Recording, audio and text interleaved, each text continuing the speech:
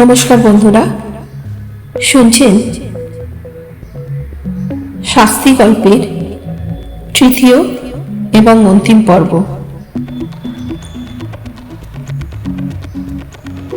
ছিদাম তাহার স্ত্রীকে শিখাইয়া দিয়েছিল যে, তুই বলিস বড়জা আমাকে বটি লইয়া মারিতে আসিয়াছিল, আমি তাহাকে দা লইয়া ঠেকাইতে গিয়া হঠাৎ কেমন করিয়া লাগিয়া গিয়াছে। এ সমস্তই রামলোচনের রচিত।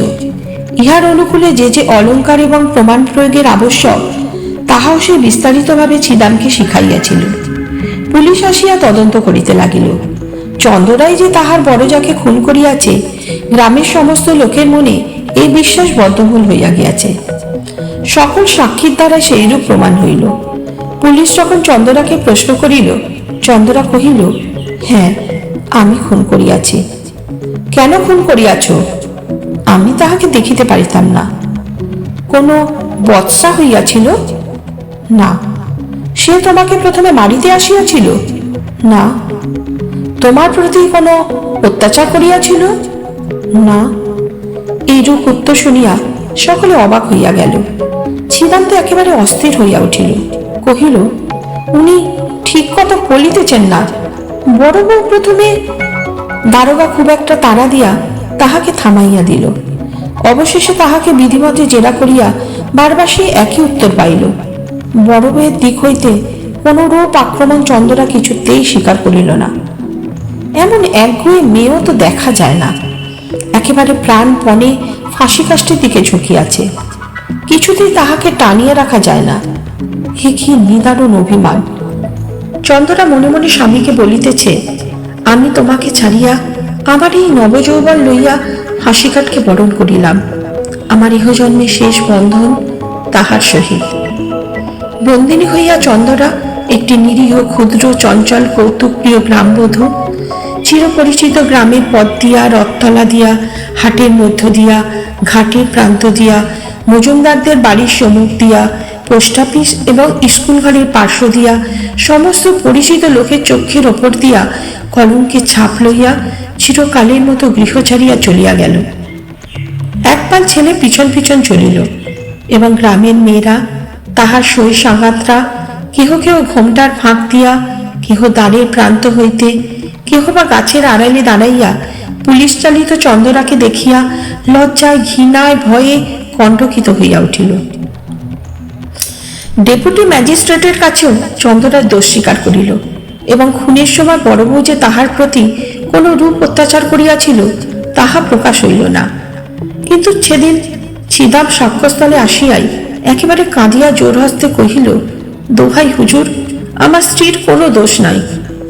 হাকিম থামিয়া দিয়া তাহার উচ্ছ্বাস নিবারণ করিয়া তাহাকে প্রশ্ন করিতে লাগিলেন। সে একে একে সত্য ঘটনা প্রকাশ করিল। হাকিম তাহার কথা বিশ্বাস করিলেন না, কারণ প্রধান বিশ্বস্ত ভদ্রসাক্ষী রামলোচন কহিল, খুনের অনতি বিলম্বেই আমি ঘটনাস্থলে উপস্থিত হইয়াছিলাম। সাক্ষী ছিদাম আমার নিকট সমস্ত স্বীকার করিয়া আমার পা জড়াইয়া ধরিয়া কহিল, বউকে কি করিয়া উদ্ধার করিব, আমাকে যুক্তি দিন। আমি ভালো মন্দ কিছুই বলিলাম না।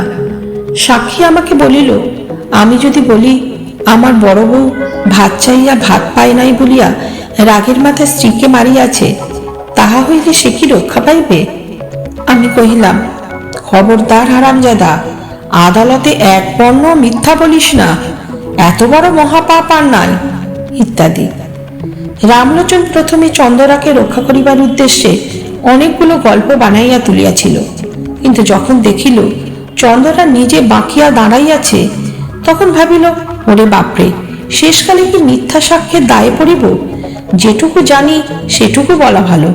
এই মনে করিয়া রামলোচন যাহা জানে তাহাই বলিল, বরঞ্চ তাহার চেয়েও কিছু বেশি বলিতে ছাড়িল না। ডেপুটি ম্যাজিস্ট্রেট স্টেশনে চালান দিলেন।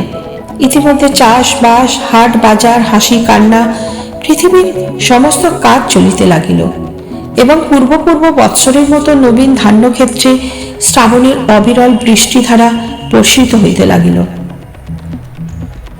পুলিশ আসামি এবং সাক্ষী লইয়া আদালতে হাজির। সম্মুখবর্তী মুন্সিপের কোর্টে বিস্তর লোক নিজ নিজ মকদ্দমার অপেক্ষায় বসিয়া আছে। রন্ধনশালার পশ্চাৎবর্তী একটি ডোবার অংশবিভাগ লইয়া কলিকাতা হইতে এক উকিল আসিয়াছে এবং তদুপলক্ষে বাদীর পক্ষে ৩৯ জন সাক্ষী উপস্থিত আছে। কত শত লোক আপন আপন কড়াগণ্ডা হিসাবে চুলচেরা মীমাংসা করিবার জন্য ব্যগ্র হইয়া আসিয়াছে। জগতে আপাতত তদাপেক্ষা গুরুতর আর কিছুই উপস্থিত নাই, এইরূপ তাহাদের ধারণা। ছিদাম বাতায়ন হইতে এই অত্যন্ত ব্যস্তসম্মত প্রতিদিনের পৃথিবীর দিকে এক দৃষ্টি চাহিয়া আছে। সমস্তই স্বপ্নের মতো বোধ হইতেছে। কম্পাউন্ডের বৃহৎ বটগাছ হইতে একটি কোকিল ডাকিতেছে। তাহাদের কোনরূপ আইন আদালত নাই। চন্দ্রা জজের কাছে কহিল, ওগো সাহেব, এক কথা আর বারবার কতবার করিয়া বলিব? জজ সাহেব তাহাকে বুঝাইয়া বলিলেন, তুমি যে অপরাধ স্বীকার করিতেছ তাহার শাস্তি কি জানা? চন্দ্রা কহিল, না। জজ সাহেব কহিলেন, তাহার শাস্তি ফাঁসি। চন্দ্রা কহিল, ওগো, তোমার পায়ে পড়ি, তাই দাও না সাহেব। তোমাদের যাহা খুশি করো, আমার তো আর সহ্য হয় না। যখন ছিদামকে আদালতে উপস্থিত করিল, চন্দ্রা মুখ ফিরাইল। জজ কহিলেন, সাক্ষীর দিকে চাহিয়া বলো, এ তোমার কে হয়? চন্দ্রা দুই হাতে মুখ ঢাকিয়া কহিল, ও আমার স্বামী হয়। প্রশ্ন হইল, ও তোমাকে ভালোবাসে না? ভারী ভালোবাসে।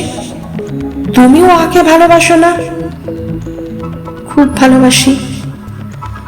ছিদামকে যখন প্রশ্ন হইল, ছিদাম কহিল, আমি খুন করিয়াছি। কেন? ভাত চাহিয়াছিলাম, বড় বউ ভাত দেয় নাই। দুঃখীরাম সাক্ষ্য দিতে আসিয়া মূর্ছিত হইয়া পড়িল।